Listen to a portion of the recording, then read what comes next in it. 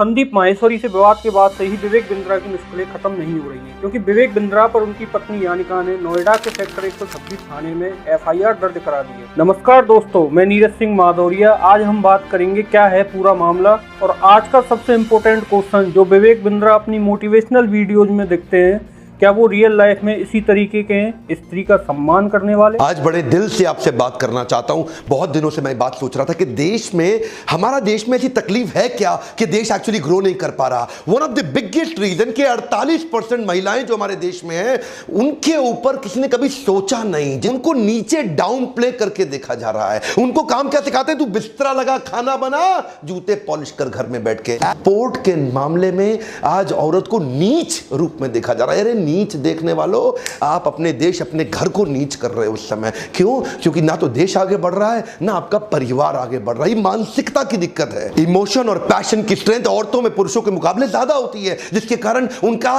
Tolerance level बढ़ जाता है, फेलियर को सहने की क्षमता बढ़ जाती है। चातुर्वर्ण्यम मया सृष्टम गुणकर्म विभागश, गुणकर्म विभागश, कि जो वर्ण है आपका वो गुण और कर्म पे विभाजित है। आपके क्या गुण आप डिस्प्ले कर रहे हैं और कैसे कर्म है आपके, ये जन्म विभागश नहीं है, ये गुण कर्म विभागश। तो गौतम बुद्ध ने क्या कहा? मनुष्य जन्म से नहीं बल्कि कर्म से शूद्र या ब्राह्मण होता है। कोई भी मनुष्य अपने कर्मों से महान बनता है, अपने जन्म से महान नहीं बनता। ब्राह्मण का मतलब क्या हुआ? इंटेलेक्चुअल क्लास ऑफ सोसाइटी, ठीक है। आपका क्षत्रिय का मतलब हुआ एडमिनिस्ट्रेटिव क्लास ऑफ सोसाइटी। वैश्य का मतलब क्या हुआ? मर्केंटाइल क्लास ऑफ सोसाइटी, जो भोजन का काम कर रहा है।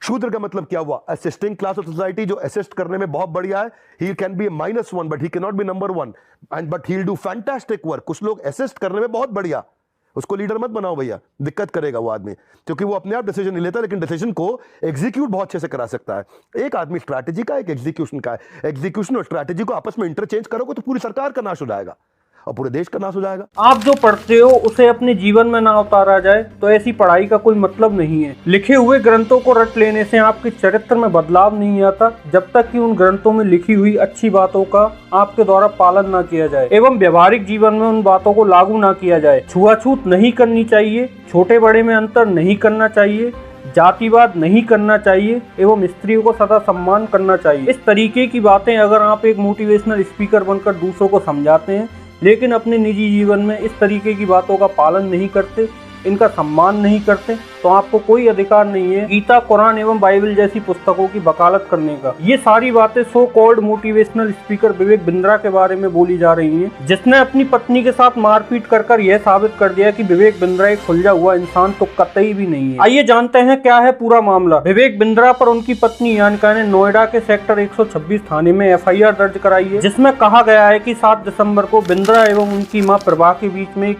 तीखी नोकझोंक हो गई। इसी दौरान विवेक बिंद्रा की पत्नी यानिका उनके बीच बचाव करने आई, तो विवेक बिंद्रा उनको दूसरे कमरे में ले जाकर उनके बाल खींचे, उनके गाल पर करीब 40 थप्पड़ मारे, जिससे उनका कान का पर्दा फट गया। जैसा कि यानिका हॉस्पिटल वाली वीडियो में बता रही है, यानिका का इलाज दिल्ली के एक निजी अस्पताल में चल रहा है। वीडियो में यानिका की हालत देखकर यह तो पता चल गया वह डरी हुई है, उनका गाल सूजा हुआ है। इससे यह पता चलता है कि इसमें विवेक बिंद्रा की बहुत बड़ी गलती है। इस पूरी घटना में मेरी राय यह है कि यानिका के हॉस्पिटल वाली वीडियो के बाद विवेक बिंद्रा का इस पर कोई जवाब नहीं आया है, ना उनकी कोई वीडियो आई है। इससे यह साफ पता चलता है कि इसमें विवेक बिंद्रा की बहुत बड़ी गलती है, उन्होंने उनके साथ में मारपीट की है। यह सही है कि बिंद्रा एक अच्छा वक्ता है, लेकिन इससे यह साबित नहीं हो जाता कि वह एक अच्छा इंसान भी है। और मेरा मानना है कि जो व्यक्ति धर्म के सहारे व्यापार करता है और गीता जैसे ग्रंथ को ढाल बनाकर आगे बढ़ता है, ऐसे व्यक्ति पर कभी भी विश्वास ना करें। जैसा कि मैंने अपनी पहली video Sandeep Maheshwari versus Vivek Bindra controversy में बताया